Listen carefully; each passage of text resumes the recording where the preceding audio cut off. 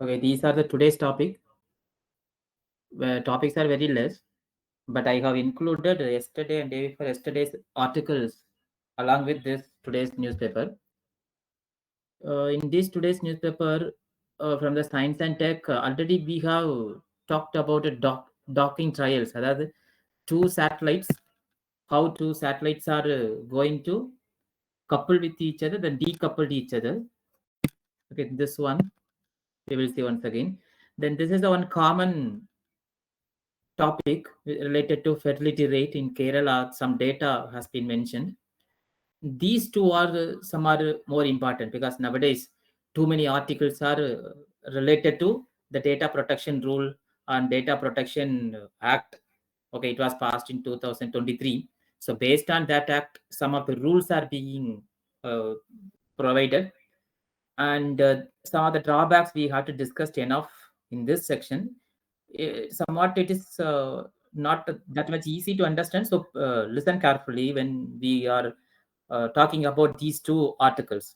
Okay, and from the environment side, this is the olive redleaf turtles are washed out in the seashore. Some of the reason they have mentioned, and this is not in the environment topics, it's wrongly mentioned. The reforms needed the Ministry of External Affairs. Okay, so Ministry of External Affairs, this is also very good article. Some of the fact they have compared with all over countries, how other countries are having them working in the Ministry of External Affairs. So this is what. And so we'll see the newspaper now. These are the clips I have added. And this is article taken from yesterday newspaper. Okay, and we have discussed a lot more about this West Bank and uh, Israel and Palestine conflict. Syria and West Bank, you know why it is called West Bank, where it is now. So what was the real conflict in between Israel and Palestine? How they waged the war on Gaza, then Hezbollah, then Iran, then now they come into agreement of ceasing ceasefire condition. Okay, இதெல்லாம் நம்ம நிறைய discuss பண்ணியாச்சு. What in here what author says is a question and answer session like article.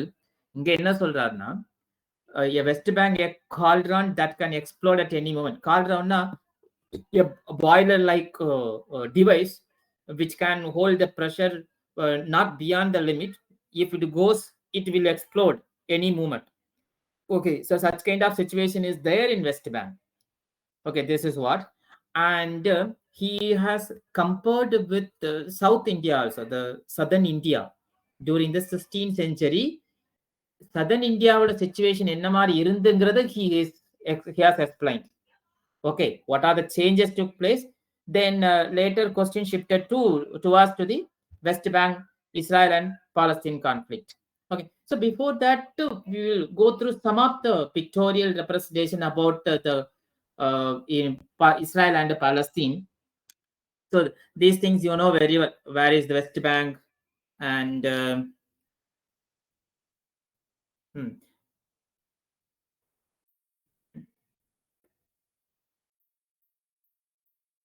Then these are the somewhat, you know, this is the Jordan River, and west of the Jordan River called West Bank.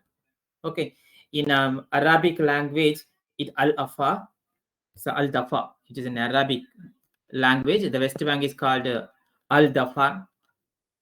Okay, and from where it got its name. Then Israel occupied the eastern Jerusalem. These are the portion of Israel. These things. Okay, and this is the Gaza. So recently they waged the war. Okay, and these are Dead Sea. Okay, so Dead Sea, it gets energy or water from the Jordan River. Okay. So this is the map regarding the where it is. How the entire map changed after the involvement of Israel. So this one. around around 3.3 million Palestinians live in 11 governorates. அதாவது நம்ம மாகாணம் சொல்றோம்ல state, அதே மாதிரி 11 governorates throughout the Western Bank. At the same time, 7 lakh Israelis are illegally settled on the Palestinian land. Okay, on the Palestinian land, illegal settlement. And that 7 lakh illegal settlement, as per the international law, the Geneva Convention, so as per the Geneva Convention, it is wrong. It is that is why it is not recognized by the internationally. So Geneva Convention என்ன சொல்லுதுன்னா, it prohibits an occupying power from transferring its population to the area it occupied. அதாவது பாப்புலேஷனை use பண்ணி ஒரு நாட்டோட பகுதியை ஆக்கிரமிச்சு அந்த பகுதியை தனதாக்கி கொள்றதுக்கு அனுமதி இல்லை.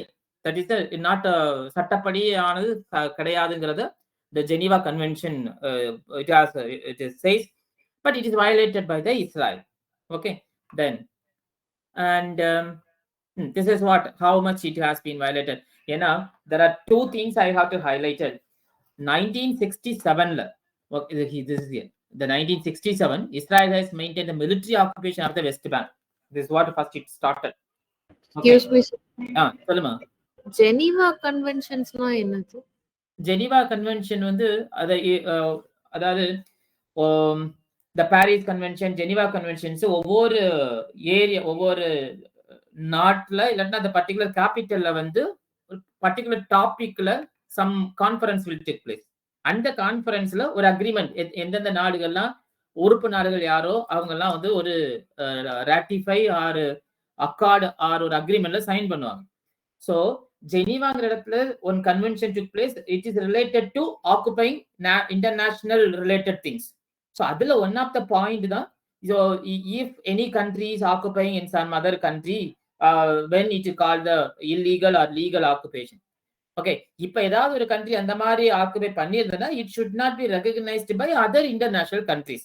அப்ப இதுல யார் அப்ப so international countries can take action against the particular countries based on the Geneva Convention if that country has signed in that. புரியுதா? இந்த மாதிரி ஒவ்வொரு கன்வென்ஷன் ஒவ்வொரு கேபிட்டல்ஸ்ல நடக்கும்.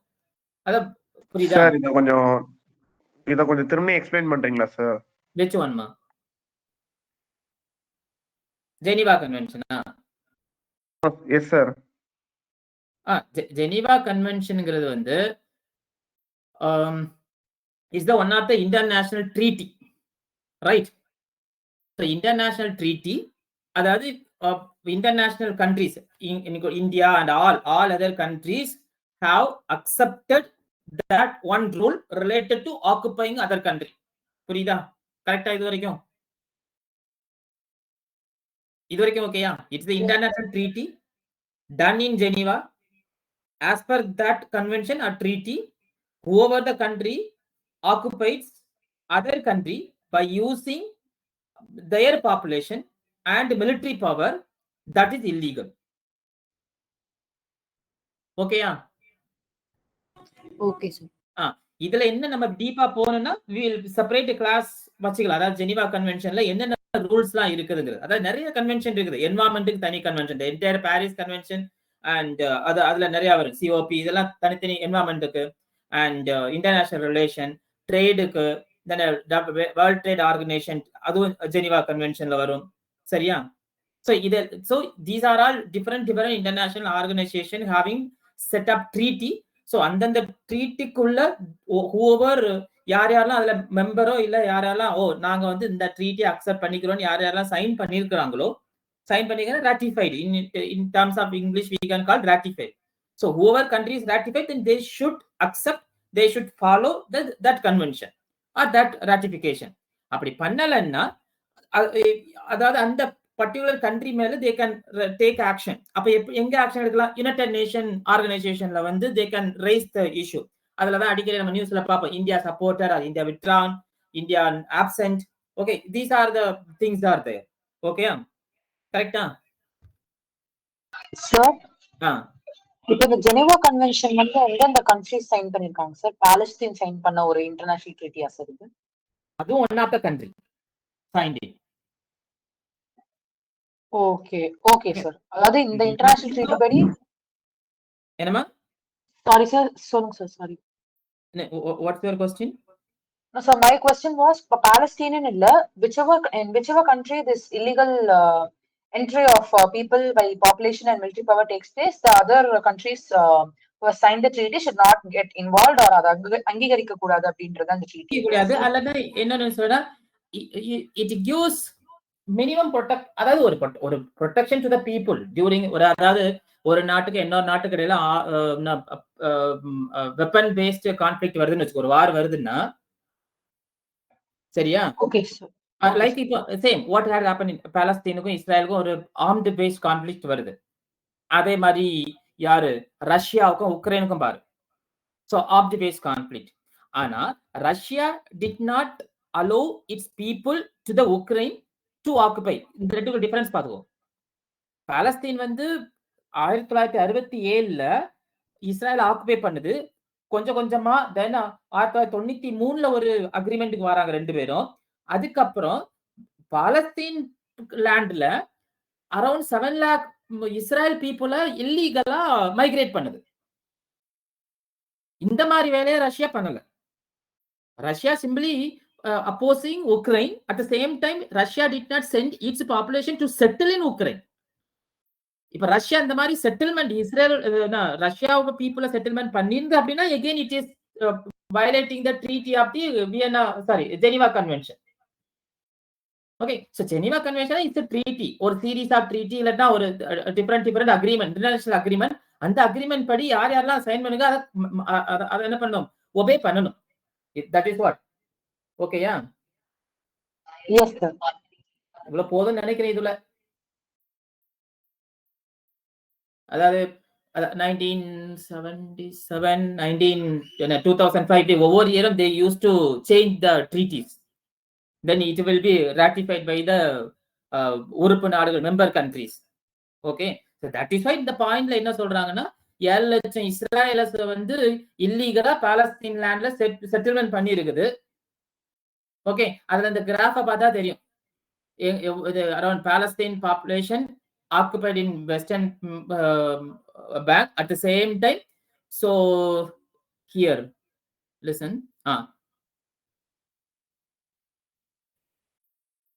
here see இந்த வெஸ்ட் பேங்க்ல என்ன ஆகும்னா 1993ல these are all some are important. Oslo அக்கார்ட்னு சொல்லிட்டு ஒரு treaty. this is the first treaty between the direct treaty between Palestine and Israel. அதாவது எதுக்குன்னா PLO, the Palestine liberation organisation, PLOக்கும் இஸ்ரேலுக்கும் இடையில ஒரு அக்ரிமெண்ட் நடந்திருக்கும். அந்த அக்ரிமெண்ட் படி என்ன பண்ணுவாங்கன்னா என்டையர் வெஸ்ட் பேங்கை 3 பிரிச்சிருப்பாங்க. Okay, area A, area B, area C. இந்த ஏரியா ஏபிசி எப்படி வரும்னா entire area under Palestine control, under area B எதுலான்னு அவங்க ஐடென்டிஃபை பண்ணி both Israel and Palestine control. அதுக்கப்புறம் ஏரியா சில வந்து இஸ்ரேல் கண்ட்ரோல். இந்த ஏரியா சில தான் என்ன பண்ணுது, around 7 lakh Israel settlers live in some 250 illegal settlement located in the East Jerusalem and area C. Okay, this is the current situation. இதான். And அது மட்டும் இல்ல, இஸ்ரேல் செப்பரேஷன் வால் நிறைய செக் பாயிண்ட்ஸ்லாம் வச்சிருக்குன்னா. Okay, these are the Israel walls and in 2002ல இருந்து Israel constructing a wall that stretches more than 700 kilometers, cutting deep into அதாவது Palestine territory உள்ள வரைக்கும். Okay, அப்புறம் at the same time Israel has also constructed hundreds of roads and obstacles and checkpoints, severely limiting Palestine freedom of movement.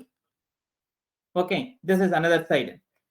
And so these are the problems. These are the Israel's role in the West Bank. இப்ப இதெல்லாம் வச்சு பார்க்கும்போது தான் the author என்ன சொல்றாங்க, இது ரொம்ப நாளைக்கு தாங்காது. So one point of time it will explode like anything. That is what he says. Okay, and do not mix with Gaza. Gaza is different. Gaza almost these Israel they finished the entire Gaza strip, we will call, because October 7 they started launching rocket over Israel. Then again they retaliated, and then we know what had happened in the Gaza. அதுக்கப்புறம் Hezbollah one place is there, they came into war. அதுக்கப்புறம் Lebanon came into war, then Iran came into war. Now almost everything they have settled with for the ceasefire, அதாவது போர் நிறுத்தம் இப்ப கொஞ்சம் இருக்குது. And current situation again, Gaza has some they captured some of the Israelis. Okay, அது என்ன விடுவிக்கல, அந்த பணைய கைதிகள்னு சொல்லலாம், hostages, அவங்களை விடுவிக்கவே இல்லை கொஞ்சம் பேரை. That is why Trump again gave warning to the Gaza, before I took into charge, you leave all the Israelis, whoever you have caught into or captured. This is the current situation going on. Anyway, it will come into news. So இப்போதைக்கு இன்னே நியூஸுக்கு the West Bank situationல இஸ்ராயலோட பங்கு, அதாவது what Israel really doing there. So because of that one, how the situation will explode, like movement will start again. This is what he is highlighting. Okay, yeah. So coming to article again. So, and in this first column, he wrote a book. In that book, he has things, the systemic change in 16th century South India. South India 16th century 1600ல என்னென்ன changes இருந்து. Okay, at the same time, what had happened in Europe, and parallelly what had happened with external country. This is what he is giving one explanation. So you have to go back to the 16th century. Okay, and already we had he has highlighting 16th century is a civilizational change, but already we had a civilizational change in the Indus Valley civilization. Leave it. Okay, and during the 16th century, the entire in the Europe, the Catholic Church split into two: the Protestants and the Catholic. Okay, and previously before 16th century, is the only one Catholic, that is RC, Roman Catholic. Okay, after the 16th century, there is two group, the split into two group. One is the Protestant, the Protestant and Roman Catholic. Okay, Protestant, Roman Catholic. Then they have fought each other with wars. அதனால தான் அப்ப the சிலுவை போர்கள் சொல்லுவோம், முதல் சிலுவை போர், இரண்டாவது சிலுவை போர். So it was there, it was happened during the 16th century. This is one side. And at the same time, the emerging imperial autocracies, the monarchy, like so in Vienna, Spain, in France, and the modern revolutions took place in the Europe, in America, later in Russia. It happened during those period. And in India, in a very different way, in an indigenous way, that had nothing to do with the influence of what had happening in the Europe. But systemic change means that all of the major areas in India, these are all took place. Okay, the substantial structural change in the social realm, in the economic sphere, in the political domain. Okay, and new kind of South Indian state, new mode of political thinking, new kind of political legislation. இது எப்படி நீங்க think பண்ணணும்னா 16th centuryல தான் யார் வர, the advent of European, அதாவது யூரோப்பியர்களுடைய வருகைன்னு சொல்லுவோம். That's a separate chapter is there, the advent of European. So after they enter into India, what had happened, what are the changes took place? This is what he says. So social change was there, the study, these things, so many social reform took place. And Indian elites, they started to learn the European text or European literature or European styles they absorbed. It was implemented in India. Also some socio-economic reform took place. And the entire India was under the British control. So the economic drain was absorbed. After that, the national movement it was in peak from the 17th century onwards. Okay, and at the end of the 16th century, that time Mughals were there.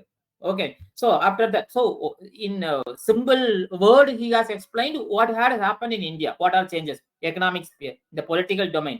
Okay, new kind of South Indian state, which means the new states were formed after the decline of Mughals. So new province were emerged, new princely states were there. Okay, and new administrative units were there in the name of Madras province and Calcutta province and Bombay province. After then French influence. Okay, these are all there. This is what he says. And because of these things, what are the impact on India's literature, music, and art, sculpture, architecture, theater? These are all. So that you can, there's a whole new world which was there in India. Okay, this is what general observation only. Not no, we will discuss everything in the modern India. Okay, simply he is comparing with India and Europe at the 16th century. The next question they put up with him, you have also written about the newness. Can you explain what is that in that book? Okay, so and here he is mentioning about in Europe, before massive intrusion of the European power, which is in India, in a early modern time, அதாவது இவங்க வரதுக்கு முன்னால, there was a palpable sense of, okay, before, there are palpable sense of novelty. Suddenly people, palpable means well known, easily understanding. Okay, sense of novelty. Suddenly people are talking about something feeling really new. This is also through music, literature, painting. For example, Carnatic music. Okay, and in 16th century in Tanjavur it was famous, and that was grammaticalized that music. Okay, in literature also, this one, a Prabandha text is self-contained book. Usually this was recited during the recited over a period of maybe a week or two. Okay, these are all related to the Carnatic music, and it is meant to be read from the beginning via the middle to the end. This talks about the Prabandha form. Okay, some of just observe this are noted down in separately, because in the, if in art and culture, if they wanted to ask something related to this Prabandha text, they can put up some questions in the prelims. Okay, so noted down this entire paragraph separately. Then they shifted into the question to the Hamas and Israel conflict. How do you look at the development in the Western Asia in the light of Hamas October 7, 2023 attack and Israel's subsequent war on Gaza? இந்த படிக்காமலே நம்ம சொல்லிடலாம் என்ன நடந்து அப்படின்னு. Okay, and simply he described in one word, it's a humanitarian catastrophe in Gaza. Okay, October 7, actually it was started by Gaza only. Hamas only they started in Gaza. அவங்க ஒருவேளை அந்த rocket launch பண்ணாம இருந்திருந்தா, இஸ்ராயல வந்து பிணை கைதிகளை பிடிக்காம இருந்திருந்தா, there won't be like kind of situation. Okay, it will be remained in a dormant way. But anyway, it will happen some other day. But it had happened very early, or it had happened in the year 2023. That's all. And more than 15 months the war, but there is no sign of stopping the entire conflict. Okay, and they started, this is what they said, in the Western Bank, Israeli colonization keeps going on, the illegal settlement. They sit upon stolen Palestinian land, and the settler population has grown to several lakhs, around 7 lakhs be observed, no?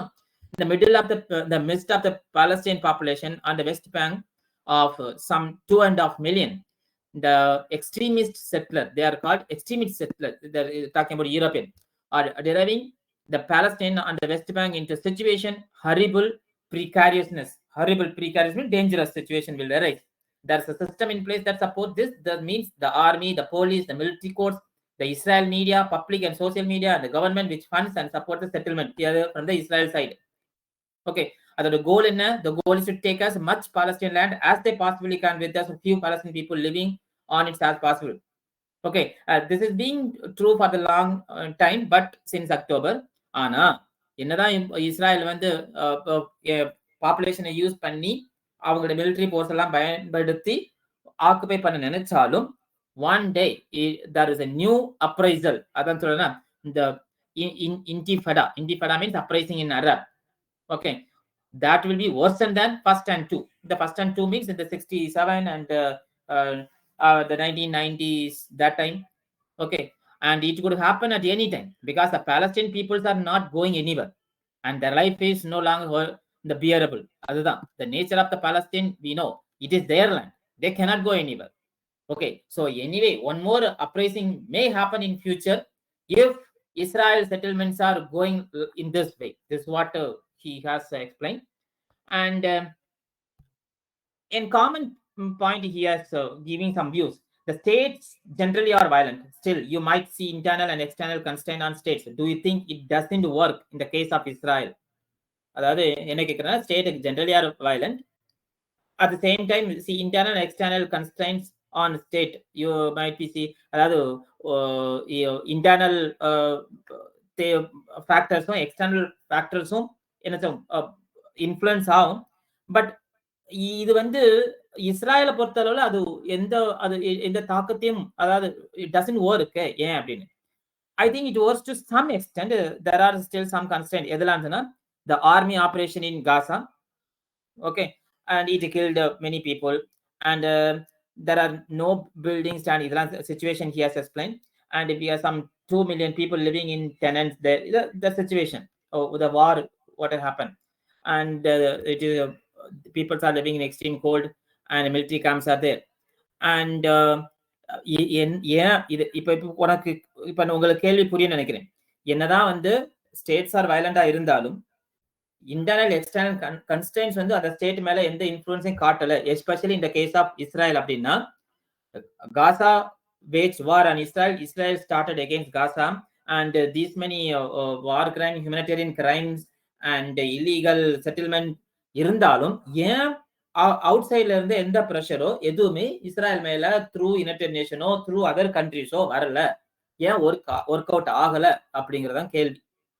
Okay, so இது we have to think it in different direction. Why certain things are even because when Russia took or when Russia started war on Ukraine, so entire NATO countries, they helped the Ukraine country. Okay, even though they were it was they are not signed before.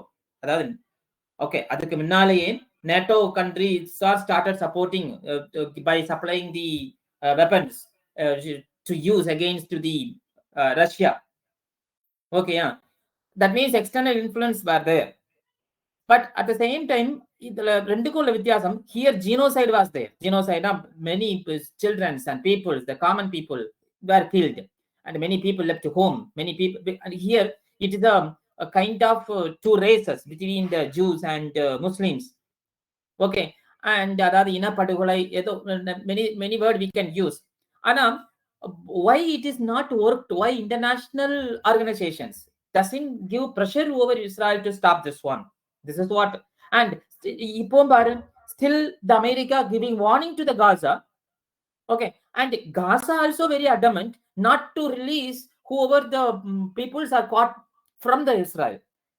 Another situation, the conflict is totally the complicated themselves in such a way that others cannot interfere and involve. இதுதான் ஒரு conclusion கொண்டு வரணும். ஏன்னா problem with both side. ஓகேயா, and so what is the way out for Israel? இப்ப கடைசி question, இதுக்கு என்னதான் பிரச்சனை, இதுக்கு என்ன வழி இருக்குது அப்படின்னு they are asking with the author. So just look.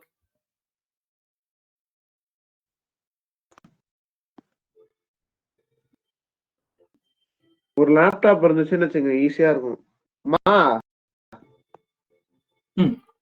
Okay, I can tell you the way not the way not out the constant, that is some kind of settlement with the Palestinian who are our neighbors. The only way to make life viable for everybody, Israel as well as Palestine, is இது common peaceful agreement to settle for peaceful settlement. Okay, to reach an agreement in which the Palestinians have some form of political framework which will allow them to realize their own cultural and civilizational ambitions. அதே நேரம் for Israel, for the Jews, okay, we have got that we have a state. ஏன்னா அவங்களுக்கு already it was recognized as a state by the international communities. So upon they have some responsibilities must be there. Okay, and a dysfunctional political system, which is that means the political system entirely died in the Palestine side. Okay, that should be strengthened. And one more point in Sona, there are two things that he really cares about. The one is, and the second is with either what he says hidden. This is talks about the Israel Prime Minister, the Benjamin Netanyahu. Okay, he had taken the extremist step towards the Gaza. At least before waging the war, he has to go for an agreement, a peaceful talk with other international countries like America and some other countries that he didn't do. And this one, at last he says, the Palestinians would have control over their own lives and their own security. It would have to be demilitarized. It would have to be a demilitarized state. இதுல எத்தனை பேருக்கு உடன்பாடுன்னு தெரியல. அவங்க என்ன author என்ன சொல்றாருன்னா, Palestinian they should have control over their own lives and their own security. எப்படி பண்ண முடியும்? இஸ்ராயல்ங்கிற ஒரு நாட்டை மற்ற கண்ட்ரிகள் or America or United Nation அது ஒரு கண்ட்ரின்னு அங்கீகரிச்சிச்சு. பட் பாலஸ்தீனத்தை அங்கீகரிக்கல. This is a fundamental flaw. If you are recognizing one country, that country is a not country at all in that country. எதாவது சொல்றேன்னா, இவங்களே வந்தவங்க தானே. Originally the land is belong to Palestine. Okay, originally the land was belong to Palestine. Palestine landல Israel settlement வந்து Israel வந்து அந்த மேப்பை மனசுல கொண்டு வா. வெஸ்ட் பேங்க் பண்ணா, ஜெருசலேம், தென் இங்க காசா, ஓகே, எல்லா இடத்தையும் ஆக்குபை பண்ணு. They declared we are the Israel ஒரு தனி நாடை ரெகக்னைஸ் பண்ண வச்சாங்க. At the same time Palestine வந்து it fail to take such kind of step what Israel took. Okay, ஒரு நாடு வந்து மற்ற நாடுகளால ஒரு யுனைடெட் நேஷனால ஒரு நாடுன்னு அங்கீகரிக்கப்படாத வரைக்கும் that country is treated like one terrorist organization or one extremist organization. அப்படிதான் இருக்கும். Okay, so they, without recognizing a state, the Palestinians, they cannot save themselves. They cannot use their security force at all. இது ஒண்ணு. அப்புறம் it would have to be a demilitarized state. அது எப்படி? Okay, militarized state என்னது மக்களை பாதுகாக்க தான் I am using military. If demilitarized means, according to the author, என்னது complete surrender ஆயிரு. Okay, complete surrender. The surrender means there is religious surrender and the regional surrender. The regionals belong to Palestine. Religious is totally different. One is Jews and one is Muslims. Okay, and it is a conflict. The best way in பார்த்தா நீங்க கொஞ்சம் individually you all think such kind of conflict took place. How the international countries or international organization all together like a United Nations organization எந்த மாதிரி ஒரு step எடுக்கிறதா. So the war like situation help or avoid death of innocent people, innocent children from the both side, not only in Palestine, from the Israel side also. Okay, that can be stopped. இது நீங்க கொஞ்சம் you can think it personally. In the last ஒரு word இதுல போட்டிருக்கோம், the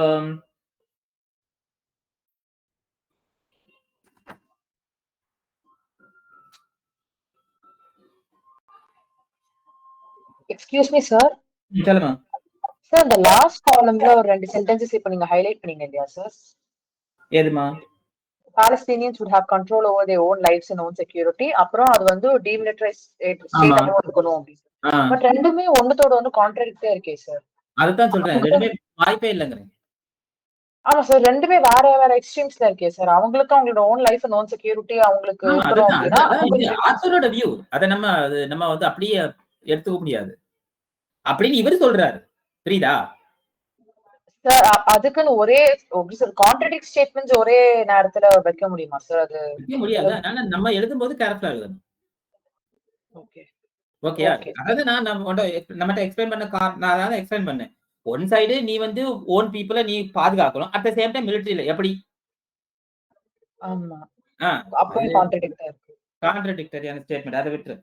அதை விட்டு என்னொன்னு இந்த லாஸ்ட்ல ஒரு பாரு, I think sometimes today we in Israel maybe experience something like South Africa at the height of the apartheid system. That system it was collapsed. Apartheid system என்ன அப்படின்னா, சவுத் ஆப்பிரிக்கால வந்து one people dominated other people. Okay, actually once upon a time it was the policy of South Africa. South Africa India South Africa now vachko. Okay, it's a one time it was a policy of South Africa, it was collapsed. அது என்ன சிஸ்டம்னா separating people of different races. ஞாபகம் இங்க ரேஸ்ங்கற யாரு? Religion. அதாவது juice தனியா, இஸ்லாம் Muslims தனியா. So separating the people of different races and making them live apart. நீ தனியா நான் தனியா, ஆனா லேண்ட் யாரோடது? ஒருத்தரோட. So that system already collapsed in South Africa. இங்கேயும் கொலாப்ஸ் ஆச்சுங்கறத இது பண்றாரு. இதுல ஏதாவது டவுட் இருக்கா சார்? எனக்கு இந்த ரிப்போர்ட்ல இன்னொரு டவுட்டும் இருக்கு சார். இந்த லாஸ்ட் காலம் பத்தி பேசும்போது என்ன மென்ஷன் பண்ணிருந்தீங்கன்னா, இஸ்ரேல் பிரசிடென்ட் நேதன்யாஹூ வந்து அமெரிக்காவோட ஒரு பீஸ் அக்ரிமெண்ட் சைன் பண்ணா இந்த ப்ராப்ளம் வந்து நமக்கு அவாய்ட் ஆக ஒரு சான்ஸ் இருக்கு அப்படின்ற மாதிரி சொன்னீங்க சார். பட் அமெரிக்காவோட இல்ல, அதாவது அக்டோபர் 7 வந்து they started launching ராக்கெட்ஸ்னா. ஆமா சார். யாரு? Hamas from the Gaza. என்ன பண்ணிருக்கணும்? instead of retaliating immediately, கொஞ்சம் டைம் எடுத்து என்ன, okay anyhow you caught anyway you had a mistake. அதுக்கு என்ன பண்ணிருக்கலாம்னா த்ரூ இன்டர்நேஷனல் ஆர்கனைசேஷன் மூலமாவோ, அமெரிக்கா தானே அங்க சப்ளை பண்றது மேக்ஸிமம், அமெரிக்கா மூலமா என்ன பண்ணிருக்கலாம், they can give the maximum instead of militarized pressure, some diplomatic pressure மூலமா some step might have taken to stop the war or to not start the war. அந்த மாதிரி இருந்திருந்தா இன்னைக்கு இவ்வளோ பேரு innocent people might not have died. இது சரிதானே? ஏன்னா இப்போ suppose I did mistake, I know, but எனக்கும் immediately instead of taking action against me through someone, they can make me to understand what I did, what the mistake I did, and for அந்த mistake நான் என்ன பரிகாரம் பண்ணணுங்கிறதுக்கு பண்ண வைக்கிறது தானே ஒரு நல்ல ஒரு டிப்ளமேட்டிக் வே. அப்ப நான் பண்ண மிஸ்டேக் என்னோடையும் நான் பண்ணிருக்க மிஸ்டேக்கோட போயிடும். இது என்னது? ரெண்டு பேரும் அடிச்சு ரெண்டு பேர் சைடுலயும் எவ்வளவு losses. Entire Gaza they did like anything else. Okay, so இது வராம இருந்திருக்கும்னு சொல்ல வருது. இதே மாதிரிதான் wherever conflict took place, wherever. இப்ப ரஷ்யா உக்ரைன் எடுத்துக்கோ. Okay, and that means all together, அதான் நம்ம சொல்லுவோம்ல, இப்ப நான் இந்தியா வாசுதேவ குடும்பம்னு சொல்லுவோம், மொத்த உலகமும் ஒரே குடும்பம். So in that mentality with every countries, then there won't be such kind of situation. Okay, நல்லா இன்டர்நேஷனல்ல கொஞ்சம் நல்லா இது பண்ணிக்கோ. ஓகேயா? Yes sir. Even we are telling Vasudeva குடும்பம், but we will always silent about these things. இதுவும் நம்மளுடைய ஒன் ஆஃப் த அது டிராபேக்கா இல்ல பின்வாங்குறதா இல்ல கண்டுக்காம இருக்கிறதா? பட் நான் கண்டுக்காம இல்ல, நம்ம வந்து யுனைடெட் நேஷன் அது நம்ம செப்பரேட்டா வரும். What are the steps India took internationally against Israel Ukraine conflict எந்த மாதிரி ப்ளே பண்ணிச்சுங்கிறத we will see separately. Yes sir. ஒரு ஃபைனல் டவுட் சார். இஸ்ரேல் வந்து ஒரு தனி கண்ட்ரியா ரெகக்னைஸ் ஆனதால தான் இப்ப அவங்களுக்கு கண்ட்ரிஸ் சப்போர்ட் பண்ணுதா சார், லைக் அமெரிக்கா? அது மட்டும் தான் ரீசன்? அது நிறைய ரீசன் இருக்குப்பா. அது நம்ம ஏற்கனவே அந்த இஸ்ராயல் பாலஸ்தீன் கான்ஃபிளிக்ட்ல நம்ம நிறைய டிஸ்கஸ் பண்ணியிருந்தோம். ஒன்னு வந்து ஏன் இந்தியா வந்து இஸ்ராயல் விஷயத்துல சைலண்டா இருக்குதுங்கிறதுக்கு ஒரு ப்ரூஃப் நான் கொடுத்திருந்தேன். They supported in many ways. அது ஒண்ணு கொடுத்தேன். அதுக்கப்புறம் why America is supporting more on Israel. Okay, அதுல நிறைய இருக்கு. அது என்ன, one is region இருக்குது, potential and strategic point, so many things are there. Okay, yeah. Yes. Okay, இது நம்ம வேற யோசிச்சு வச்சுக்கோ. We'll go to next one. Yes sir. What is this? This one is very simple. ஏன்னா nowadays one conference is going on, Healthy India and Happy India.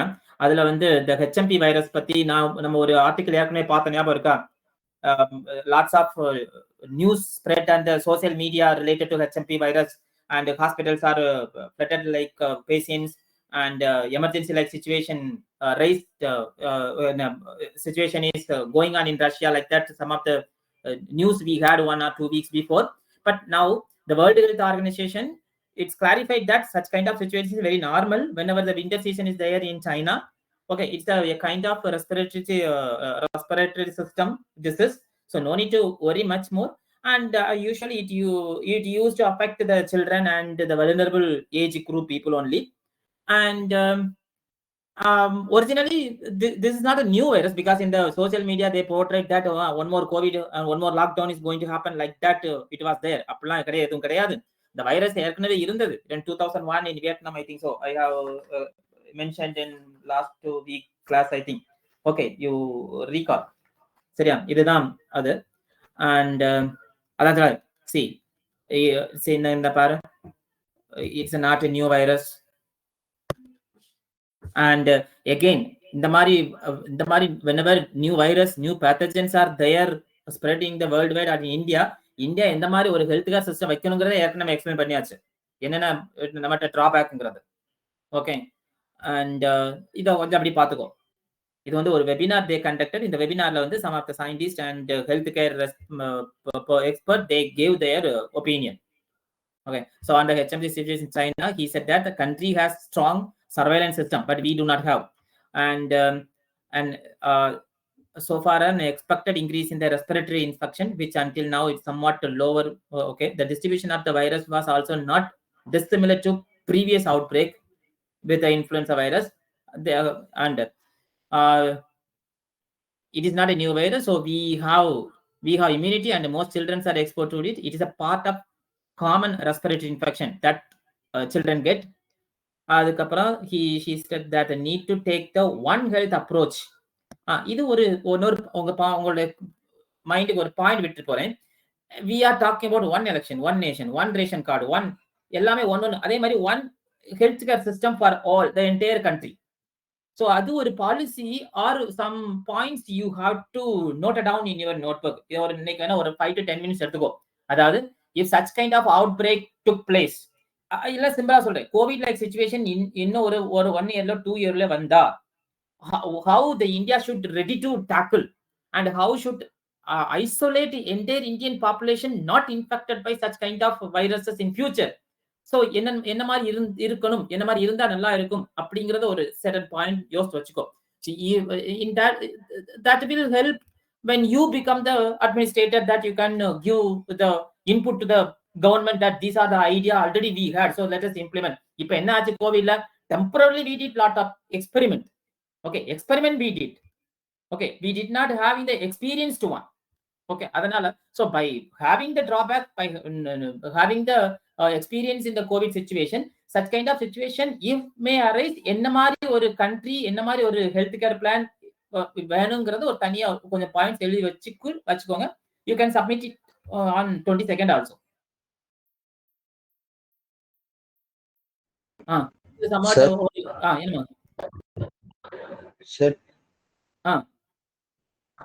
இப்போ ஒரு India already இந்த மாதிரி ஒரு ப்ராப்ளத்தை வந்து ஃபேஸ் பண்ணியிருக்காங்கல்ல சார். இப்போ கோவிட் வந்து திருப்பி ஒரு வேளை வந்ததுன்னா ஆல்ரெடி அவங்க ஃபேஸ் பண்ண ப்ராப்ளம் தான்.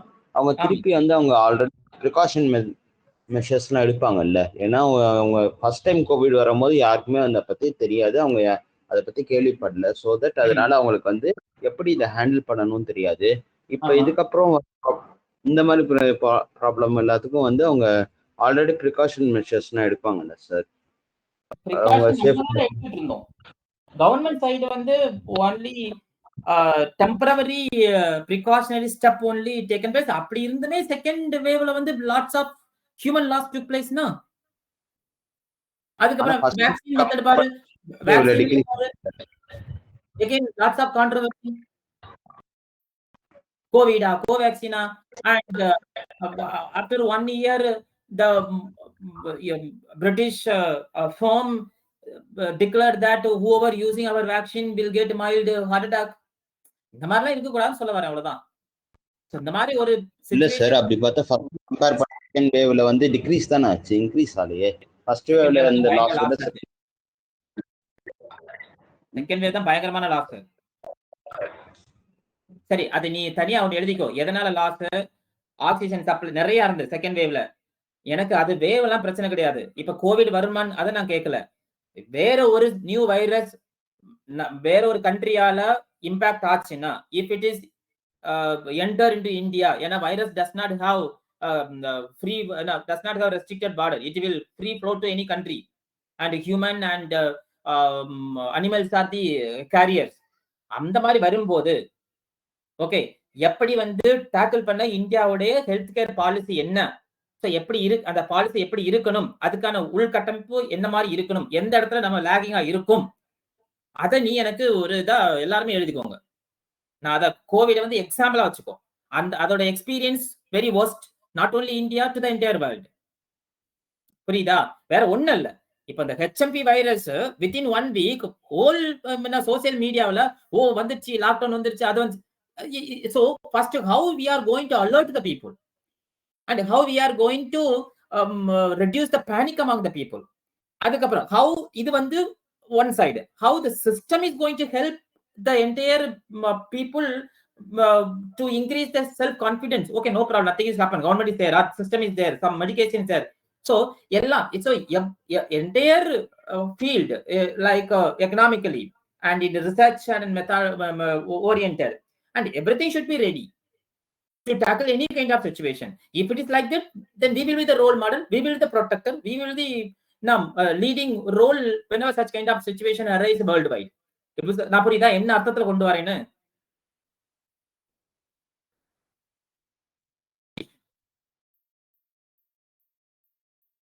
Hello? Okay.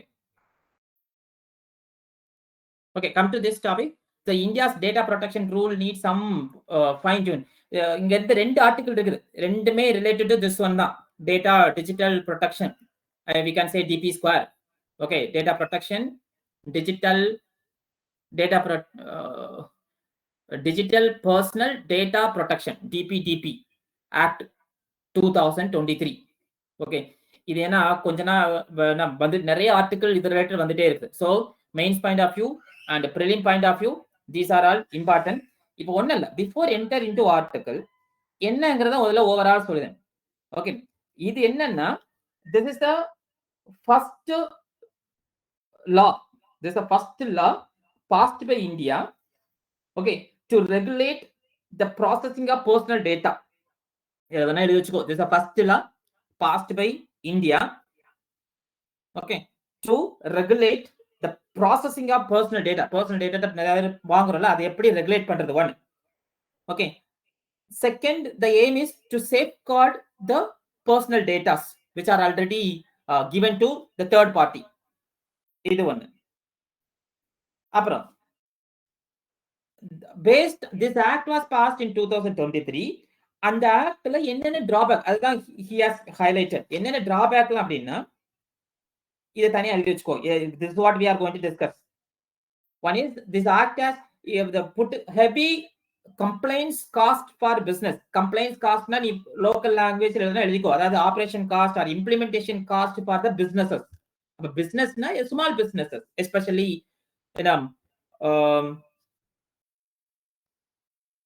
small medium enterprises-லாம் இருக்குல்ல, அவங்களுக்கு இந்த ஆக்டோட ரூல்ஸ், இந்த ஆக்ட ஃபாலோ பண்ணணும் அப்படின்னா it is a heavy cost.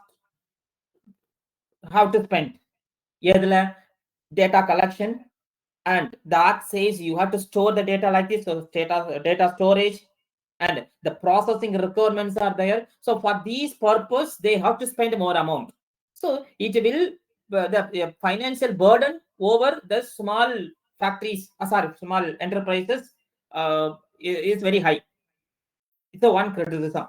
And second one is that under this act, or as per this digital personal data act, digital personal data protection act, on the act enna solludana, they have to form a digital the DPD. What is it? One board they have to create. Wait a minute.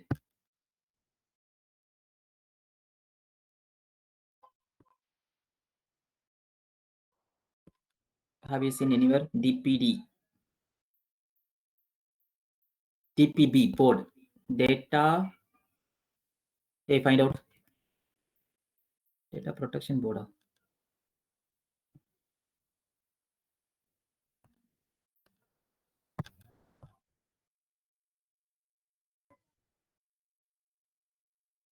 Data Protection Board. Wait.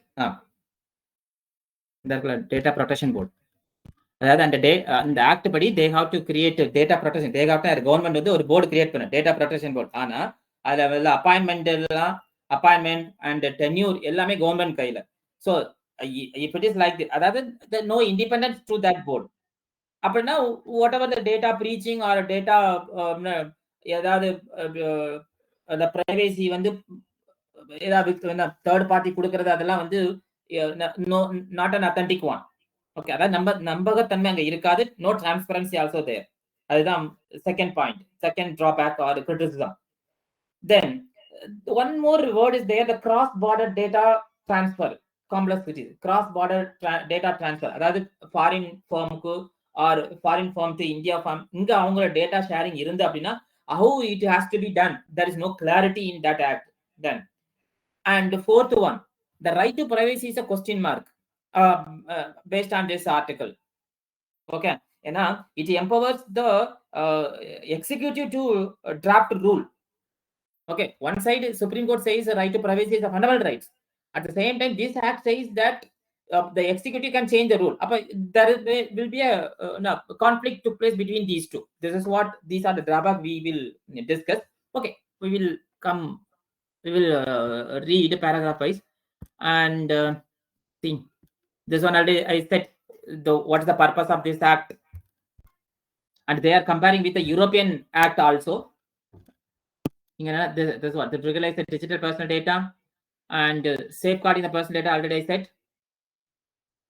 And previously what had happened, previously the data are deemed as overly restrictive and even hostile to industry interest. Previous the date there is a personal data protection bill was there, and the draft rule என்ன சொல்லுச்சுன்னா mostly it was against the industries. அதுக்கப்புறம் some changes took place. இதேமே இந்த அதாவது இந்த act ஆகிறதுக்கு முன்னாடி it was a bill. அந்த bill டைம்ல இந்த செகண்ட் ஆத்தர் இவர் சொல்லியிருப்பார் நிறையவருடைய இன்புட்டை கொடுக்கல, என்னுடைய கருத்தை நான் பதிவு பண்ணேன்னா then I have to go for the government mygovernment.com. அங்க வந்து என்னுடைய பாயிண்ட்ஸ் எடுத்திருப்பாங்களா இல்லையா எல்லாமே. ஸோ பிகினிங்லே it does not have the clear transparency. So like that he has explain. Okay, and here one word is there, the Brussels effect. Okay, இது என்ன ப்ரூசல் எஃபெக்ட்னா கொஞ்சம் ஞாபகம் வச்சுக்கோ, இல்லைன்னா தனியா எழுதுனா எழுதி வச்சுக்கோங்க. ஓகே, அதாவது அது என்ன அப்படின்னா the European Unions வந்து அதாவது that's why I said they have compared with the European Union. They had a one regulation that is called this one, General Data Protection Regulation. Okay, this is what that effect they called the European the Brussels effect. Okay, the term used to describe how the European Union regulation influence the global standard and policies. அதாவது இவங்களுடைய rule, அதாவது இவங்களுடைய policy எப்படி world wide global ஒரு standard global policy மேலே ஒரு தாக்கத்தை கொடுத்திருந்துங்கிறது தான் அந்த Brussels effect. But ours is not because of that Brussels effect, not that is ours is different. This is what he says. Okay, India's measured approach thus for refreshing அதெல்லாம் விட்டு. And here someone, while the General Data Protection Regulation, that means the European regulation is cumbersome. Cumbersome means it's a very complicated one. That's complicated. Such as notifying users of indirect data acquisition. Adha enna drawback avங்களோட இதுல இருக்கு, cross border data transfer and automated decision making process. But India's rules emphasize simplicity and clarity. Okay, simplicity and compared to the European regulation, our act, India's rules emphasize simplicity and clarity. It is simply reduce the consent fatigue. Fatigue that means is when users become exhausted or dissatisfied. That means அதாவது இது என்னன்னா நம்ம யூசர்ட்ட இருந்து data வாங்குறாங்கல்ல collections, we will not the users will not get irritation or not exhausted because of the different restriction or rule while collecting the data for particular purpose. அத சொல்ல வருது. Okay, yes, significant issue in that was in Europe, and the issue அங்க இருக்குது, but India not like that because of the simplicity and clarity while collecting the personal data and digital data. And where Europe is why such kind of problem is there in Europe? It is the users are inundated with unnecessary detail.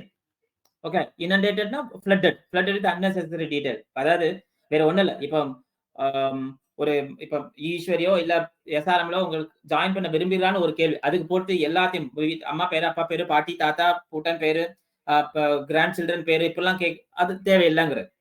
Okay, so such kind of flooded with more information is not required for the particular purpose. But in India, the data collection for the certain things are having simplicity and clarity. This is a comparison. In 2023, European Commission introduced a cookies pledge. The pledge, but we do not have such kind of things. And come to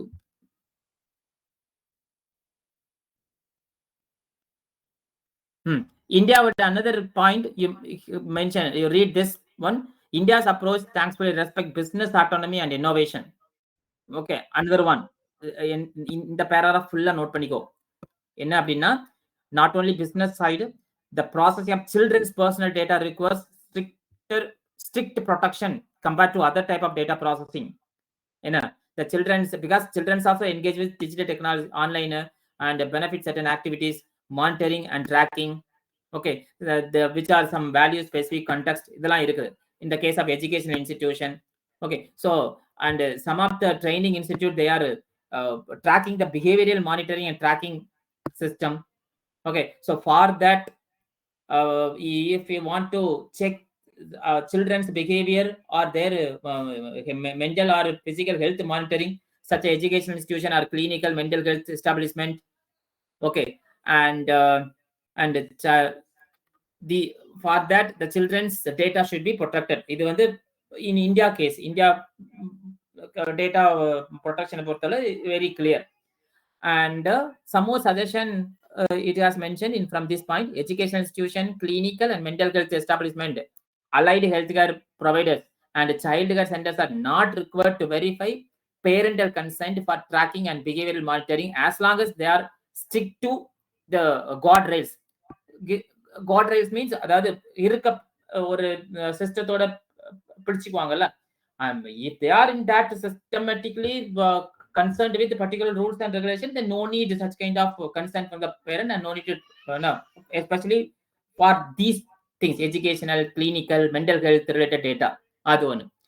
அப்புறம் the misses and data localization. Localization என்ன அப்படின்னா, whatever the process you are making, that process should be in favor of the particular country or favor of the particular situation. Okay, that is what. So இந்த தான் கொஞ்சம் கிளியரா இல்லங்கிறது act chase என்ன அப்படின்னா, it's restricting cross border data flaws, introduce unnecessary complexity and ambiguity. ஏன்னா அதுல வந்து ஒரு வேர்டு பாருங்க, data fiduciaries. Okay, which means the large enterprises handling substantial data volumes. அதான் few fiduciaries அப்படின்னு சொல்றது, அதாவது someone who managing money or property for someone else, அதாவது that is a fiduciary. இங்க வந்து the moneyங்கிறது இங்க data. Okay, they face potential localization mandate that extend beyond the legalization original scope. இதுல தான் என்ன ஆகுதுன்னா, the DP Square Act allows the government to restrict personal data transfer. It limits such action to specific notified countries. இதுதான் the cross border data. Okay, இது வந்து தெளிவா இல்ல. அது ஆக்ட் வந்து என்ன பர்பஸ்க்காக ஒரு they are giving restriction, why the data is crossing the border or ஒரு கண்ட்ரில இருந்து இன்னொரு கண்ட்ரிக்கு என்ன பர்பஸ், அது என்னென்னலாம், suppose if it is violated or if it is against the privacy of the individuals in particular country இது கொஞ்சம் அதுல இல்ல, அது தெளிவா இல்லங்கறத இந்த ரூல் இந்த ஆக்ட் சொல்லுது, அதை ஹைலைட் பண்றாங்க. Okay, and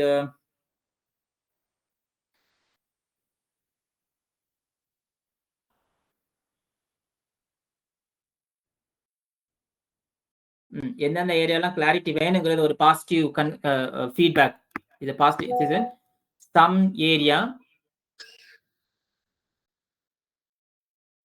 business need safeguards to verify whether user requesting information about data processing are legitimate. இது ஒரு they have to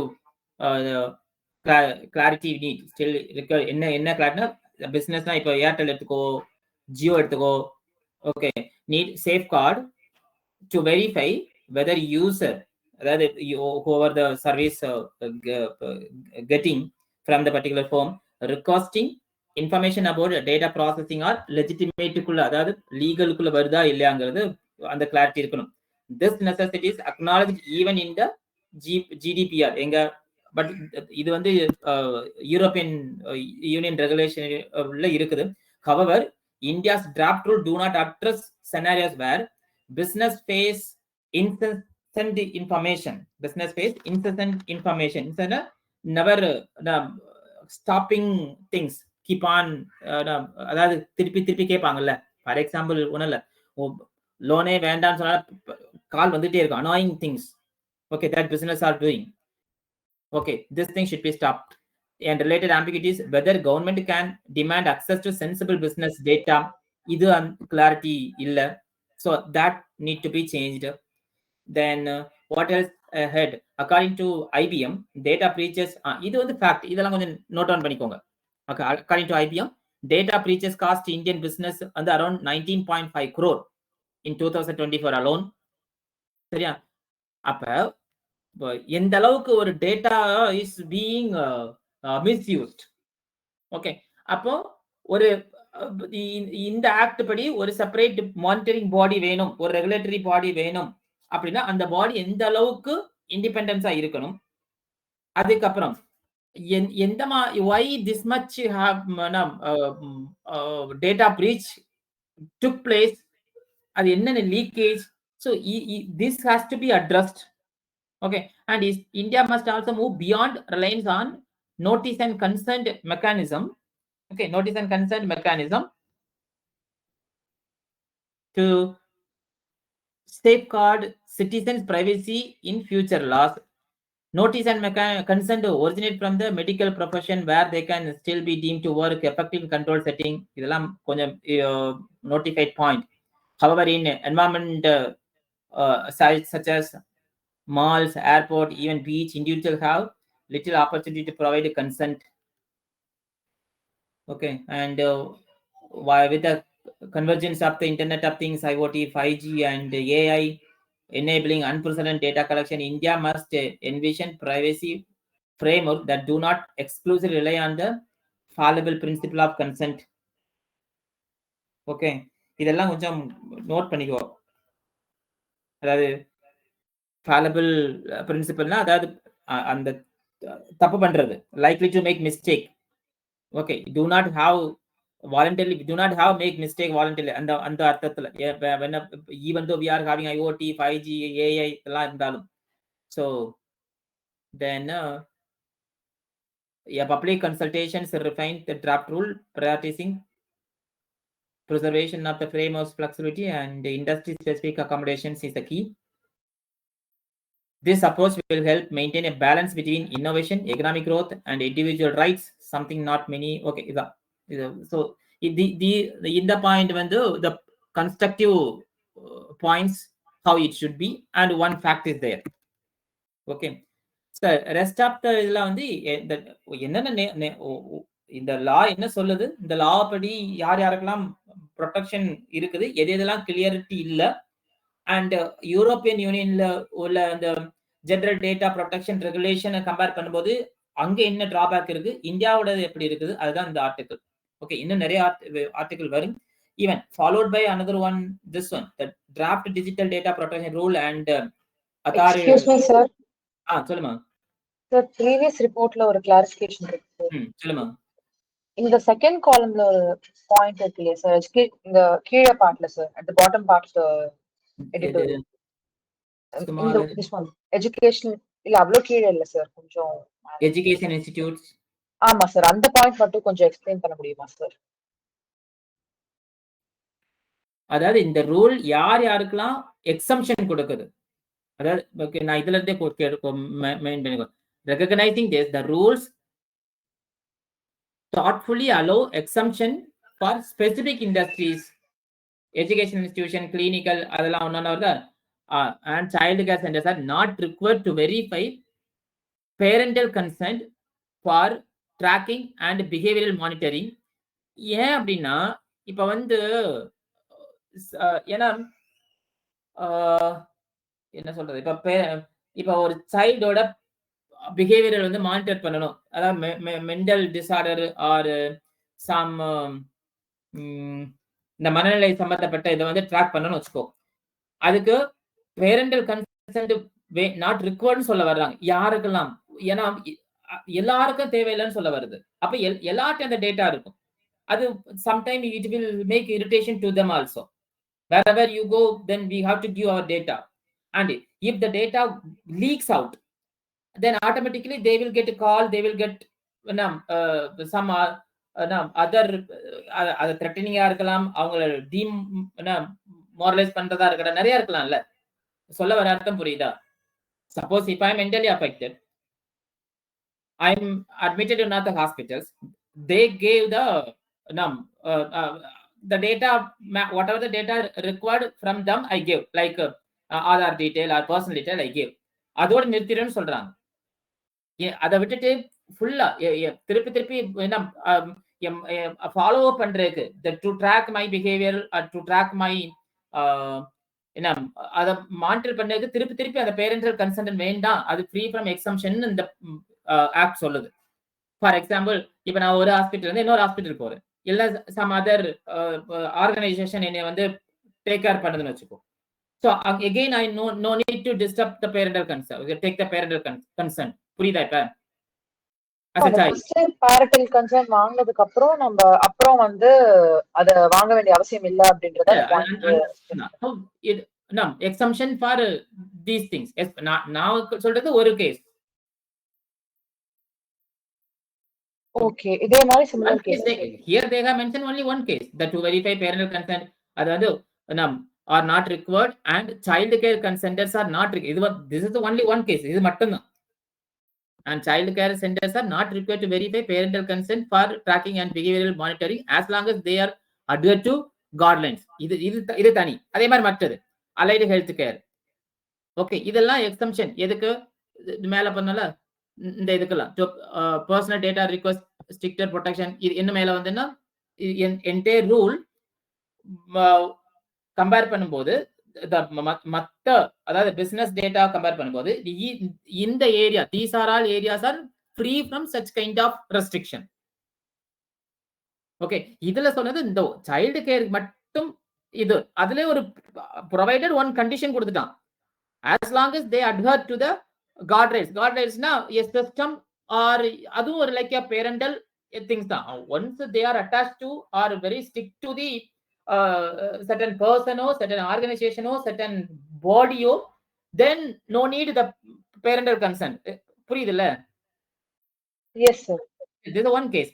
அதே மாதிரி எஜுகேஷன் இன்ஸ்டிடியூஷனுக்கும் கிளினிக்கலுக்கும் மென்டல் ஹெல்த் எஸ்டாப்ளிஷ்மெண்ட்டுக்கும் அது different. But overall these are all having the rules are free from these things. Whatever the rules which are made under the DP's Gore Act. ஏன்னா அதுதான் one of the drawback. the criticism I said na, இந்த act படி they can create rule. யாரு? Executive. அப்படிதான் இந்த ரெண்டாவது article. அப்ப கண்ணா பின்னான்னு ஏதாவது ரூல் கிரியேட் பண்ணா it will affect the personal data. அதான் it will violate the fundamental rights, right to privacy அப்படின்னு. அதுவும் கரெக்ட் தான். அதனால தான் இவ எக்ஸாம்பிள் எழுதும் போது whatever rule made by the executive under this act should not breach the fundamental rights of the right to privacy as per the direction by the Supreme Court. இந்த மாதிரி எழுதணும். ஓகேயா? Here are Yes, some sir. of the example இந்த second article பார்ப்போம். So shall I move? Sir, இன்னொரு clarification, sir. சொல்லுங்க. இந்த last காலம்ல வாட் லைஸ் அஹெட் அண்ட் ஃபைனலா ஒரு கன்க்ளூஷன் பேராகிராஃப் இருக்குல்ல சார், அதுக்கு மட்டும் ஒரு ஜஸ்ட் கொடுக்க முடியுமா சார்? எந்த இடத்துலன்னு சொல்லு. இந்த செகண்ட் பேரால இருந்து sir. What lies ahead? Yes, sir. What lies ahead? The first two வந்து nature of the India's problem. அதுக்கப்புறம் the compliance with the data protection laws should not be seen as regulatory obligation but as critical to protecting business reputation and ensuring continuity. ஏன்னா இது ஒரு word நான் முதல்ல சொல்லிட்டேன், complaints with data protection. ஏன்னா அது ஒரு பெரிய பிரச்சனை. கம்ப்ளைண்ட்ஸ்னா அது ஒரு இம்ப்ளிமெண்டேஷனோ, okay, the implementation of the data protection or data protection law should not அதை வந்து ஒரு ரெகுலேட்டரி ஒப்ளிகேஷனா பார்க்காம, அதானே சொல்ல வருது. The complaints with the data protection laws should not be seen as regulatory obligation at the same time, but as critical to protecting business reputation and ensuring continuity. ஏன்னா இத காரணமா வச்சு ஒரு பிசினஸையோ இல்ல ஒரு பிசினஸோட ரெப்யூட்டேஷனோ இல்ல ஒரு பிசினஸையோ டிஸ்கண்டினியூ பண்ணிட கூடாது. கரெக்டா? ஆமா சார். அதான் அந்த பாயிண்ட். இத கம்ப்ளைண்ட்ஸ்னா ஒண்ணு இல்ல, அது கம்ப்ளைண்ட் நினைச்சிடாத, ஒரு அதாவது ஆபரேஷனோ, ஏன்னா ஒரு லா சொல்ல நீ இதை இம்ப்ளிமெண்ட் பண்ணணும். ஏன்னா இது பெரிய பிரச்சனை யாருக்கு? ஒரு எக்ஸாம்பிள் நான் சொன்னேன், டேட்டா ஸ்டோரேஜ். என்னோட கம்பெனி ரொம்ப small, at the same time என்கிட்ட கஸ்டமர்ஸ் டேட்டா ரொம்ப வால்யூம் வந்து ரொம்ப பிக். அதை நான் வந்து ஸ்டோர் பண்ணாம இருக்கலாம், இல்ல ஸ்டோர் பண்ண அதை மெயின்டைன் பண்ணாம இருக்கலாம். ஆனா இந்த டேட்டா வந்து strictly says you have to storage like this, your collection should be like this, the process should be like this. அது என்னால முடியாது. அப்படி முடியாத பட்சத்தினால I should not, என்னோட பிசினஸ் ரெப்யூட்டேஷனை வந்து பாதிக்க கூடாது. அட் த சேம் டைம் என்ன வந்து business should not be discontinued. அதுதான் இது ஒரு சஜஷன். அதான். So the compliance with the data protection laws should not be seen as regulatory obligation but as a critical to protecting business reputation and ensuring continuity. அப்புறம் India must also move beyond reliance on notice and consent mechanism to safeguard citizen privacy in future law. இது புரியுதா? Yes, sir. அதாவது that is true. அது அப்படி பண்ணல அப்படின்னா சிட்டிசனோட privacy வந்து வயலேட் ஆகுது, ஃபண்டமெண்டல் ரைட்ஸ் வயலேட் ஆகும். அதனால நோட்டீஸ் தென் கன்சர்ன். இது எங்க இருந்து originate from the medical profession where they can still be deemed to work effectively in controlled setting. Okay, however in environment such, ஏன்னா மெடிக்கல் ஓகே, மெடிக்கல்ல வந்து notice and concern, ஏன்னா நம்ம கன்சர்ன் வாங்காம they will not go for the medication further process. ஆனா அதே இத அந்த மாதிரி ஒரு சிச்சுவேஷன் எங்க மால்ஸ்ல, ஏர்போர்ட்ல, பீச்ல individual have little opportunity provide consent with convergence புல்சம். Okay, have little opportunity provide consent. இது புரியுதா? இப்ப நான் ஒரு மால் போறேன், ஒரு ஏர்போர்ட் போறேன், இல்ல பீச்சுக்கு போறேன், அங்க வந்து நின்னுட்டு அதாவது இந்த ஸ்டேட்மெண்ட் என்ன சொல்றா, அங்க வந்து லிட்டில் என்னோட கன்சென்ட் வாங்குறதுக்கு லிட்டில் ஆப்பர்ச்சுனிட்டி தான் இருக்கு. அது தேவை, அது சரிதானே? ஏன்னா அங்க வந்துட்டு no need to get more concerned about different data. நீ யாரு, எங்க, அதாவது if any doubt is there, whoever the regulatory bodies moving here and there, if they raise questions, simply I am showing my identity, that's all. Na correct தானே? ஆமா sir. அதே நேரம் நான் medical professional அங்கே போய் உட்காந்துட்டு எனக்கு இப்ப ஆபரேஷன் பண்ண வேண்டாம், இல்ல நான் தான் இதான் நானு, இதான் என்னோட ஆதார் கார்டு, நீ பண்ணுன்னு சொல்ல முடியாதுல்ல. This what they are comparing. Okay, அப்புறம் அதுக்கப்புறம் technologically we are far ahead, we are moving towards எதெல்லாம் IoT வந்தாச்சு, 5G, AI வந்திருக்குது, enabling unprecedented data collection. அப்படிங்கப்ப India must envision privacy framework that do not exclusively rely on fallible principle of consent.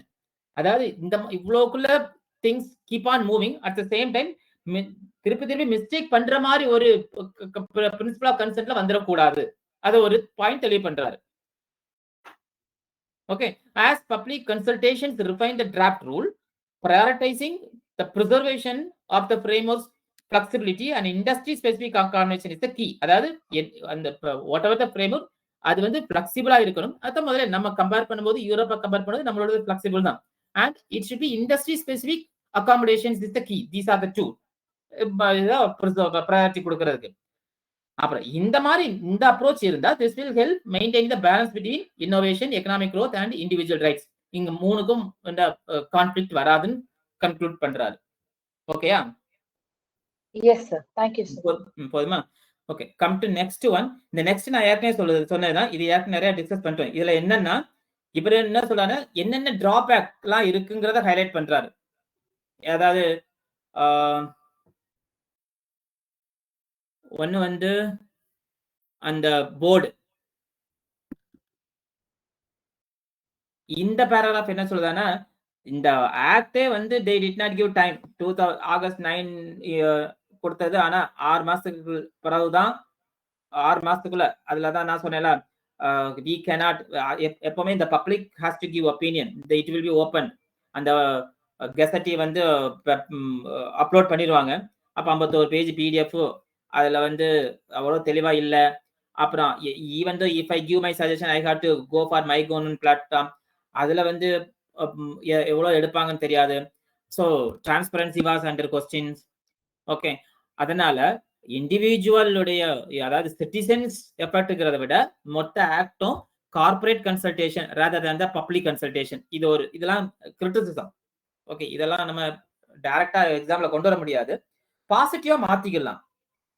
Okay, and though the publics are given time for some changes, the corporates involved more actively to change certain provision. இந்த மாதிரி கொண்டு வரணும்.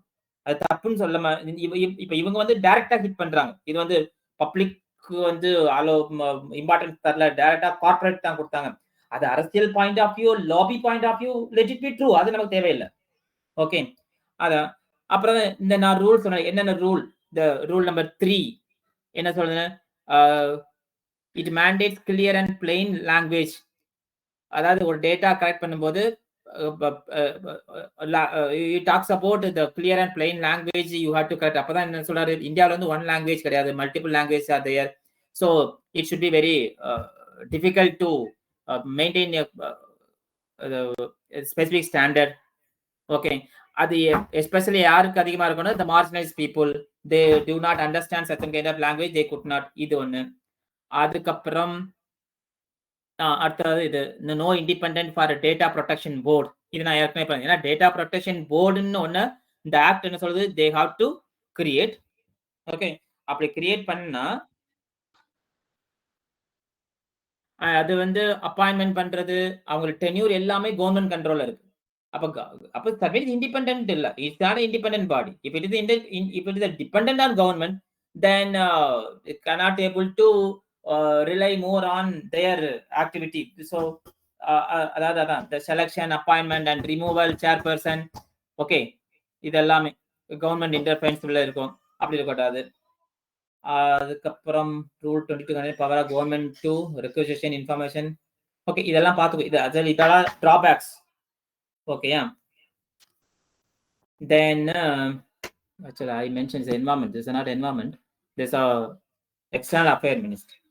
இது இந்த article which is very easy to understand. Time நிறைய ஆயிடுச்சு. இதை வந்து என்னன்னா, இந்தியாவுடைய strength he has given in ஒரு இன்ட்ரடக்ஷன். இந்த இன்ட்ரடக்ஷன் நீங்க யூஸ் பண்ணிக்கலாம். அதாவது India is on the rise thanks to its consistent economic growth, political stability and a bold autonomous foreign policy. Okay, அதுக்கு எக்ஸாம்பிள் வந்து G20 பிரசிடென்சியல் நம்ம எப்படி act பண்ணோம், அண்ட் ரஷ்யா உக்ரைன் கான்ஃபிளிக்ட்ல how India is acted, then in vaccine diplomacy how India was there. Okay, இப்பெல்லாம் இருந்தாலும் what drawback there in Ministry of External Affairs என்ன ஆச்சு அப்படின்னா, compared to foreign, அதாவது இந்தியா பொறுத்தவரை currently around 850 Indian foreign service officers are there. They are formulating and executing foreign policy across 193 embassies. ஆனா world wide பாரு, யூஎஸ்ல 14,500 IFS officer, UK 4,200 IFS officer, Russia 4,500 officer. ஆனா India very few. Okay, so current intake rate India விட என்ன எவ்வளவு வேணும், optimal work force around 1,500 officers வேணும். Okay, so இதுல வந்து மினிஸ்ட்ரி என்ன செய்யணும், இவர் சொல்ற பாயிண்ட் கொஞ்சம் என்ன bitter to those who are preparing for civil service exam. ஏன்னா IFS வந்து சிவில் சர்வீஸ் எக்ஸாம் மூலமா தானே ரெக்ரூட் பண்றாங்க. ஐஎஃப்எஸ், ஐஏஎஸ், ஐஆர்எஸ், ஐபிஎஸ் எல்லாமே. ஓகே. ஆனா இவர் என்ன சொல்றாரு, instead of recruiting the IFS officer through civil service examination, அதை வந்து தெளிவா ஹைலைட் பண்ணாம என்ன சொல்றாருன்னா, you take lateral entry. Lateral என்ட்ரினா யாரெல்லாம் ஸ்பெஷலிஸ்ட் இருக்காங்களோ அந்தந்த ஆட்களை நீ ஐஎஃப்எஸ் ஆபீசரா ரெக்ரூட் பண்ணுன்னு சொல்றாரு. ஓகேயா? அது ஏன் அப்படி சொல்றாரு அப்படின்னா, என்டையர் ஃபாரின் பாலிசி எப்படி நமக்குள்ளது எப்படி இருக்குன்னா நிறைய டிவிஷன்ல இருக்குன்னு சொல்ல வர. அதாவது PI division, Pakistan, Afghanistan, Iran, PM division, Bangladesh, Myanmar, northern division, and Indian ocean region division, Sri Lanka, Maldives, other nation, அது அதே மாதிரி கல்ஃப் டிவிஷன். இந்த மாதிரி நிறைய டிவிஷன்ல இருக்கும்போது இதுல language matters and foreign policy expert is the matters. So அதனால you recruit a person who is more efficient, okay, and well known, he should be a specialist rather than the generalist. Okay, especially he has mentioned the language also. So that is he cited at least one language trained officer should be posted in each embassy to reduce the dependence on the interpreter. இதெல்லாம் அப்புறம் conclusion என்ன கொண்டானா, as the technology increasingly influence foreign policy, the Ministry of External Affairs must build a capacity in fields such as cyber security, space policy, and AI, by expecting all IF officers to master these highly technical areas. Okay, so for that, instead the ministry should hire and retain domain specialists who can focus exclusively on this throughout their career. Okay, these are the reform. என்னென்ன reform கொண்டு வரணும்னு பார்த்துக்கோ, வாஸ்துக்கோ.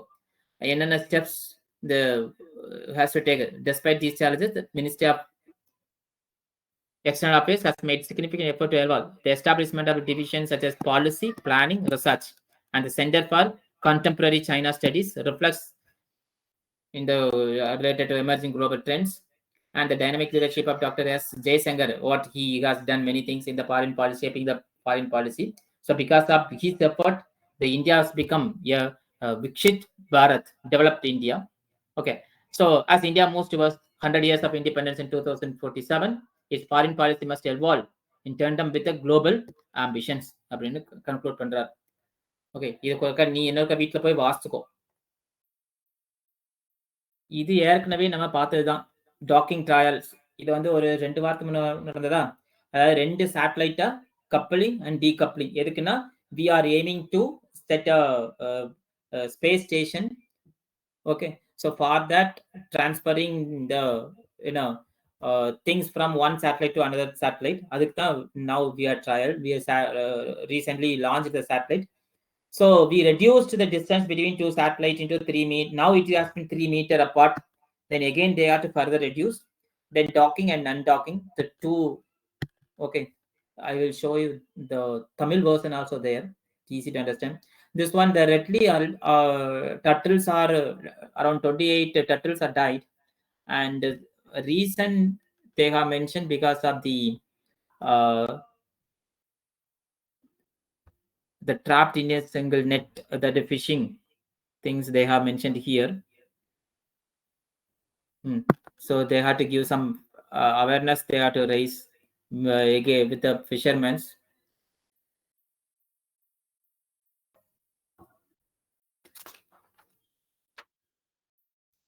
So crayon here one is the crayons of the beach, means the kallu mandala kidakkula, the crayons of the beach. The crayons are designed to mitigate the sea erosion. அதாவது கல்லு எல்லாம் போட்டு வச்சிருப்பாங்கல்ல, கடல் அடிப்பை தடுக்கிற அந்த இடங்கள்ல வந்து கிடக்குறது, அதான் சொல்லுது. வேற this one also yesterday's news, millions of diabetes and heart disease linked to sugary drinks. அதாவது கோக்கு அப்படி நிறைய குடிக்கிறோம்ல, அதுவும் that will induce the diabetes and heart disease.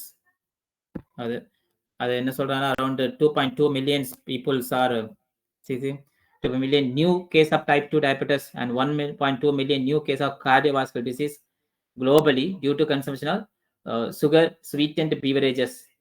Okay, அது ஒரு 9.8%. This sugar sweetened beverages, that is 3.1% எடுக்கிறதுனால வருது. So we have to reduce. Okay,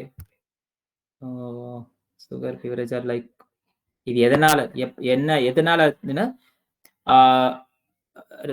rapidly digested, causing a spike in blood sugar level with a little nutritional value. ஏன்னா அதுக்கு nutritional value அது கிடையாது, blood pressure sugar increase ஆகுது.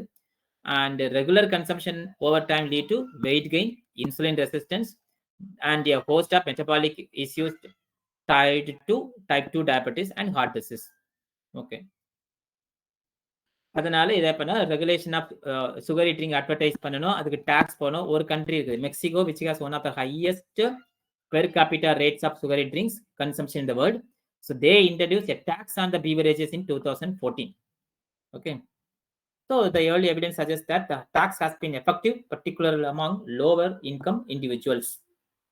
So இந்த மாதிரிலாம் போட்டாச்சுன்னா ஆட்டோமேட்டிக்கா இந்த மாதிரி over diabetic related food item எடுக்கிறத குறைச்சிருவாங்கன்ட்டு சொல்றாங்க. ஆனா இருக்கும், but other side economy will get affected, அதுக்கேற்ற மாதிரி பார்க்கணும். And this one also yesterday news, the IIT Roorkee use bacterial enzymes to degrade plasticizer. இதுல வந்து ரெண்டு அந்த பாக்டீரியா பேர் மட்டும் ஞாபகம் வச்சுக்கோ, மற்ற ப்ராசஸ்லாம் தேவையில்லை. அதாவது வாட் அந்த அது என்னது பிளாஸ்டிக்கை வந்து வாட்டராகவும் CO2 கன்வெர்ட் பண்ணுது அந்த பாக்டீரியா, அந்த என்சைம். எதுன்னா இந்த இருக்குல்ல, இந்த esterase enzyme that is produced by soil bacteria Sulfobacillus acidophilus. இதை ஞாபகம் வச்சுக்கோ, அவ்வளவுதான், வேற இதெல்லாம் ரொம்ப தேவையில்லை இந்த இது. தென் ஏன்னா மற்றதெல்லாம் technically they have given explanation, that is not needed. And இதுதான் the first one point I mentioned, that in 3 meter apart these two satellites are there. Okay. And அதாவது பிளான் என்ன, Bharatiya Antariksh station, international space station மாதிரி இந்தியாவுடைய space station 2035 நிறுவனம் வச்சிருக்கிறோம். அதுக்காக we send a experiment, satellite. Okay, அதில் வந்து ஸ்பேடெக்ஸ் A, ஸ்பேடெக்ஸ் Bன்னு என்ன PSLC 60 ராக்கெட் மூலமா we launched, and எப்போ December 30. And both are in the same orbital, ஒரே சுற்றுப்பாதையில் ஒரு they are ஒன்னுக்கு பின்னால ஒன்று வந்து they were orbiting each other. அப்போ இதை வந்து என்ன பண்ணணும், கப்ளிங் அண்ட் டீகப்ளிங், அதாவது டாக்கிங் டீடாக்கிங் தானே. எதுக்கு அப்படின்னா ஒருங்கிணைப்பு பணி முடிஞ்சிச்சுன்னா ஒரு விண்கலத்துல இருந்து மற்றொரு விண்கலத்துக்கு எரிபொருளோ பீப்புளோ என்ன பண்ணலாம், டிரான்ஸ்ஃபர் பண்ணலாம். This is already in such kind of system is won already by the Russia, America, China. So if we had success, then we are the 4th country in that line. Then this one is very interesting one, but already we had discussed enough about the why Indian rupee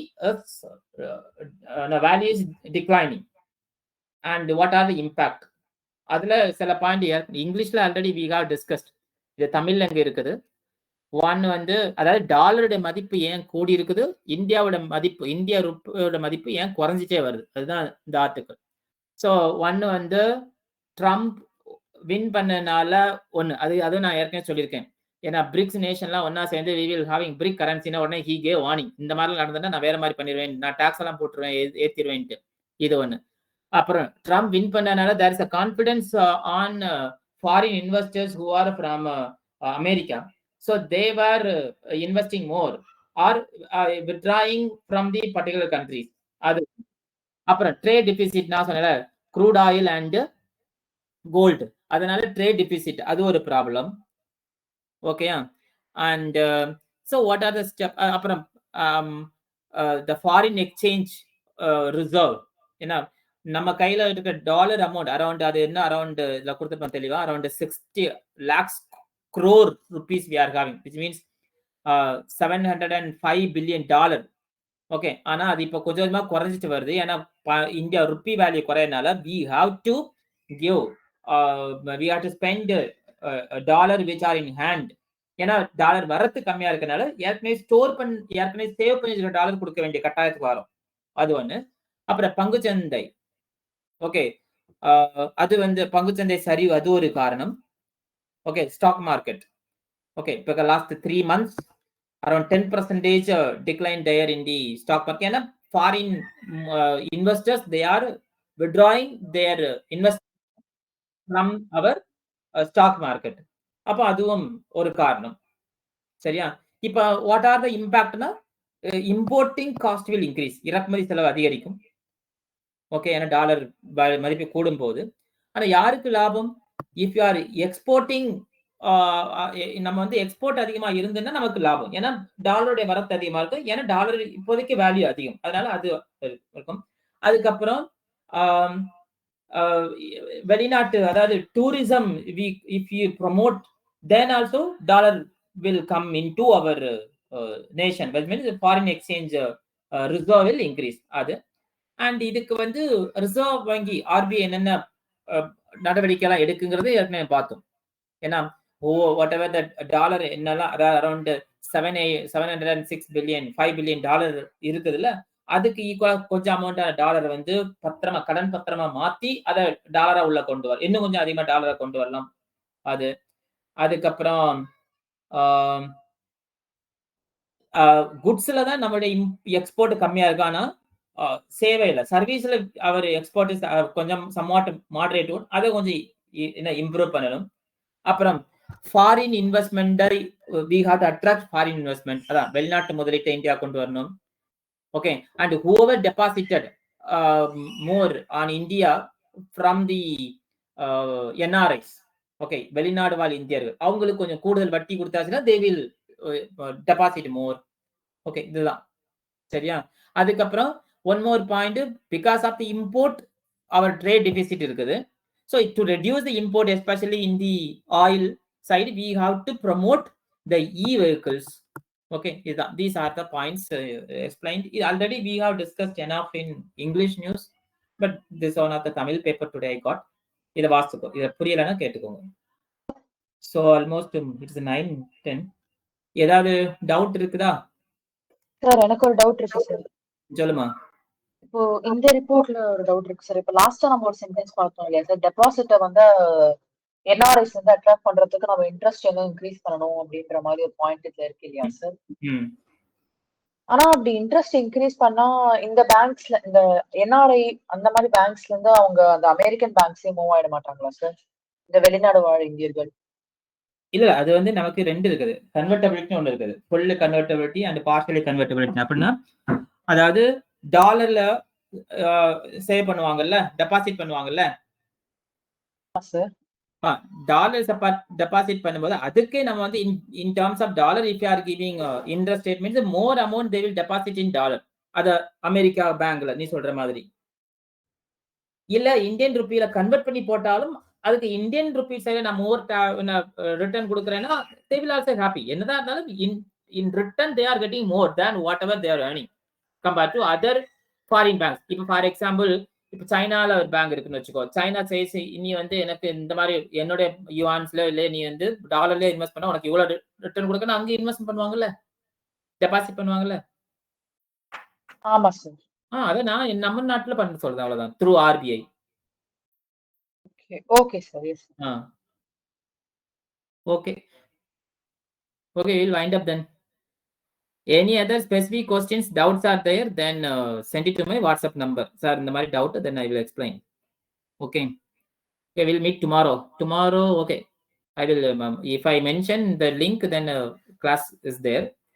Suppose due to any other responsibility, if it is not there, then some important topics will be discussed in the next day. Okay, so happy Pongal to you all.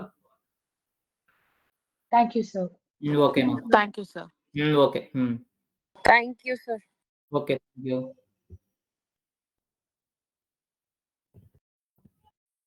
Sir. Thank you.